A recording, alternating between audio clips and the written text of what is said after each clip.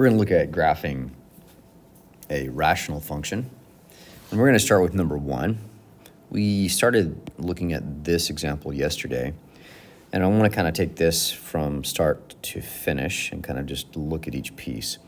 To recap what we did, the first option here is to rearrange this one. In the original question, this part of it is rearranged, so we put it in descending order from x squared to x to the first power to x to the 0 power. Once we've done that, the first one was already written that way. The next step would be to factor this situation. This kind of comes in 2 stages. The top part has a negative 3x squared, and that's a particular problem because it makes it more difficult to factor. So the first step is to take out any sort of GCF, especially if there's a negative value or a number in front of your x squared terms. The bottom one is good. I don't have to deal with that. But the top, we have to factor out this negative 3. That leaves us with x squared plus 4x plus 3. Whenever I factor, I really would love to have the coefficient of x squared to be positive 1 like it is here and here. If I don't have it that way, it makes that factoring job a lot more complicated. So step 2 is to go ahead and to factor. We talked about factoring is you look at the last term and you want to think about all the factors of 3. In this case, we don't have many choices. It's just 3 times 1. And I'm hoping that I can combine these the 3 and the 1 in order to get the number 4. And I can. We can add the 2 together. And this is kind of an easy factoring scenario. If you have positive and positive in your original question, when you come down to factor, you're going to have 2 positive values here as well. So it's going to be x plus 3 and x plus 1. And the negative 3 simply comes down. The bottom part, here again, we have a little more choice involved. We have 2 times 2, or we could have 4 times 1. Now, the option here is that I wanted to get a 5. So 2 and 2 off the table. That really will never give me 5, whether I add or subtract. But the 4 and the 1 can definitely give me 5. Again, easy. It's got the plus plus, so I'm going to end up with 2 positive values. If you do not have a positive and a positive, you may have to do a little bit of trial and error. Try a sign and multiply it back together. If that doesn't work, switch the signs and try again. The deal here is I'm finding wholes. Step 1 is going to be a situation where you are going to cancel out any factors that are common. Here we have x plus 1 as a common factor. Once that cancels, that means that you have a whole at that particular value. So we need to find the coordinates for the whole. So take the factor you just canceled out and set it equal to 0. Solve that equation. This leads us to x equals negative 1. So that's the x coordinate of the whole here. We're going to take the reduced part of this once we've simplified where we cancel out. That leads you to this piece here. We're going to take this situation and we're going to plug in my negative 1 into x here and here, just like this. We're going to work this out, solve the equation, and simplify that expression, and this will give me the y-coordinate of the whole. So you see that here at negative 2. Right, so back again, cancel it out, set it equal to 0.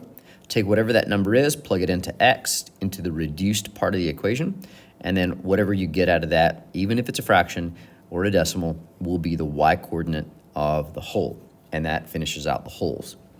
Now, keep in mind, it is possible to have multiple wholes, and you'll simply take that one at a time and solve each one the same way.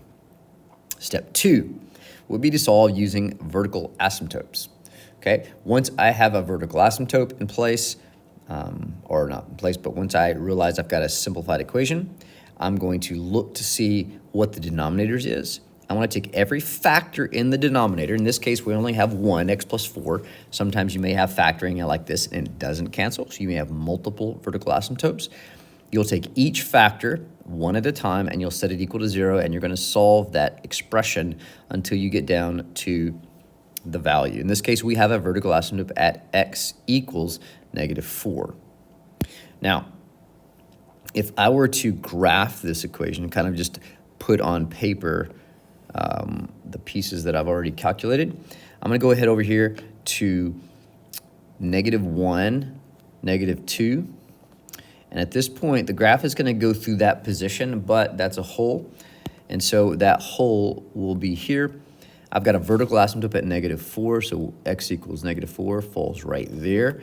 So I'm going to go ahead and drop that vertical asymptote here. And so that's as far as we've gotten. Let's go on to the next section.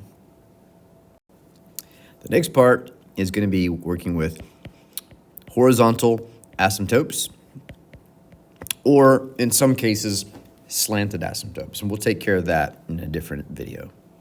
Horizontal asymptotes, I'm going to go back to the original expression, and I'm going to look at the leading coefficients, okay? And that means it's the constant value of the top and the bottom of the equation, right? So the very first term is negative 3x squared, and on the bottom, it's just x squared. Now, the rest of it is here, yes, but in terms of horizontal asymptotes, I'm only concerned with this term, right?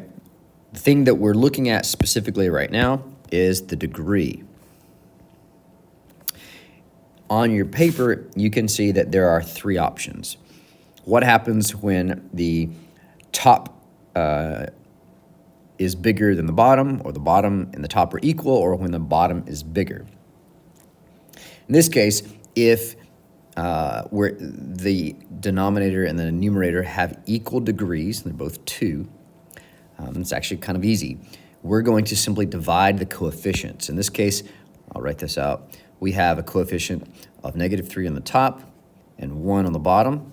And so that's going to be equal to just negative 3. So we end up with a horizontal asymptote at y equals negative 3.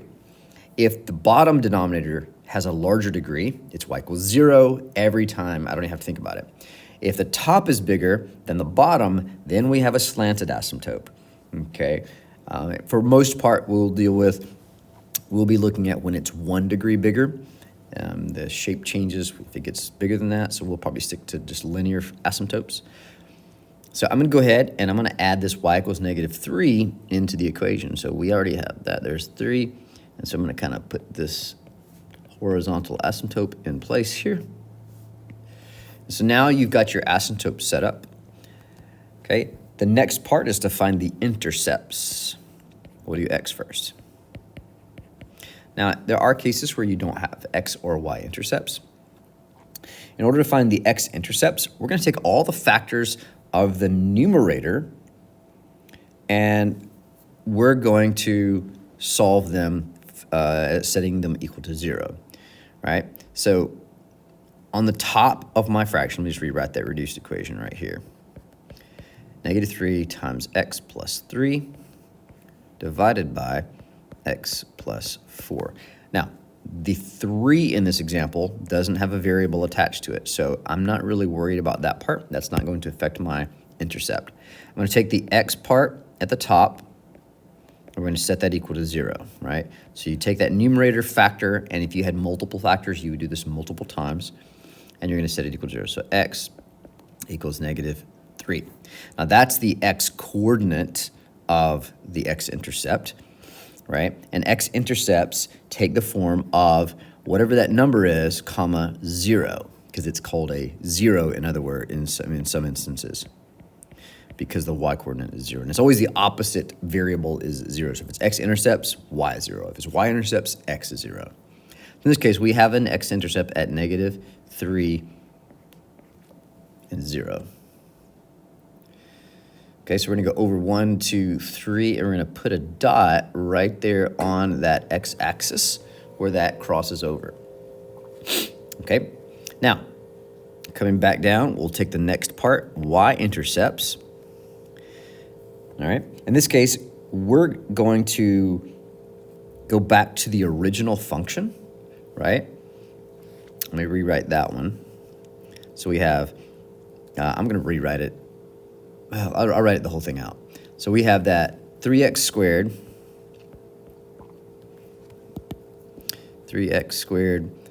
or negative 3x squared, minus 12x minus 9 divided by x squared plus 5x plus 4. Now, when you want to find a y-intercept, remember the y-intercept takes the form of 0 and some number, okay? So we're going to plug 0, since my x happens to be 0 here, and we're going to plug it all in. It's really obvious that you're going to get 0 plus 0 minus 9 over 0 plus 0 plus 4. So it's just the constant numbers being divided.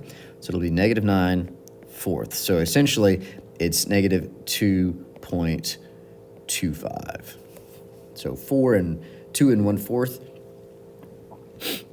And so if I come over here and rewrite that, you're going to have 0, negative 2.25. So we come back up to 0 and negative 2.25. So you're going to have something of an x-intercept right there. And if you know what a rational function looks like, remember the basic parent function looks like this. And so we kind of get this idea what's happening right here. Right? I kind of already have 3 points. There's a hole there, so make sure not to go through that one. And we always kind of approach the asymptotes like this. Now note that the other side of this I haven't done yet. And so the last step in this part is to use test points. I feel pretty confident about the top side of this. I had 3 individual points, even though one of them is a hole. But now I really want to make sure I get the other side right. So we know that 1, 2, 3, 4, 5, 6, 7. So we're going to do negative 5, negative 6, and negative 7 as coordinates. And using a calculator at this point would most definitely be suggested. Now, if I take a few minutes and plug all these into x, my y values for each one of these coordinates, I'm going to get some nice numbers. I'm going to get negative 6 for the first one. I'll get negative 4.5 for the next one, and negative 4 for the last one. So this makes a kind of an easier task in graphing. So negative 5, we have negative 6. So here's 1, 2, 3, 4, 5, 6. So negative 5, negative 6 goes here. Negative 6, negative 4.5. So 1, 2, 3, 4.5 goes right about there. And then negative 7 is going to be a negative 4, so right about there. So it gives me this other side of the curve, which shows up at kind of what I expected it to be in that kind of shape. And this would be my full graph of this expression. Right? 2 sides of that coin I'm going to be graphing. And that should be what you expect in terms of a rational expression. Vertical asymptote, a single horizontal asymptote, and also a hole.